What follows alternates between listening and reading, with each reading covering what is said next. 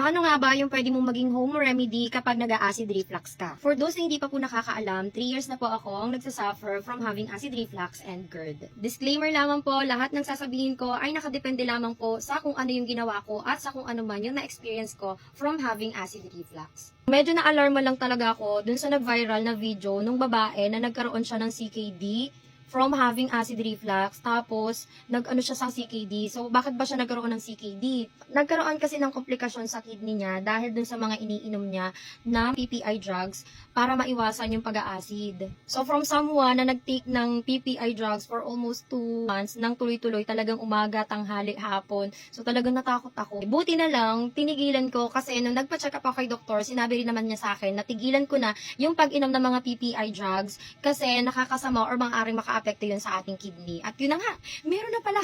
Meron nang nag-turn into CKD. Grabe. Ano-ano nga ba yung mga ginagawa ko na home remedy kapag ka nagkakaroon ako ng acid reflux? Kung medyo malala na talaga yung GERD mo o yung acid reflux mo, sa umaga pa lang, huwag ka nang kumain ng kanin, mag-oatmeal ka na lang, samahan mo ng banana at ng apple yung kinakain mo or lagyan mo ng honey. Isa rin pala sa nakatulong sa akin is yung pure honey. Every morning, nagtitik ako ng organic honey, 1 tablespoon. Every morning, wala pa ako nung kain.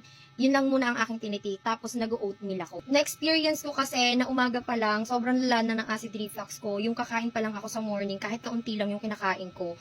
Talagang, dito na agad yung kinain ko at sobrang lala ng dibdib ko. Mga may, nagkakaroon ako ng burning sensation nun.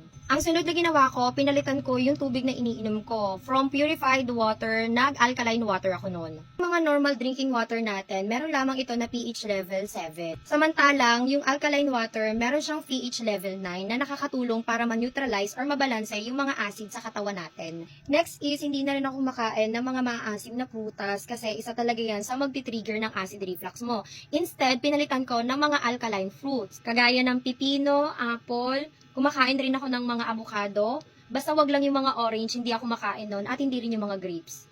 Next is, mas dinagdagan ko ang pagkain ng mga gulay na rich in fiber. Basta, halos lahat ng may mga dahon ng mga gulay, rich in fiber yan.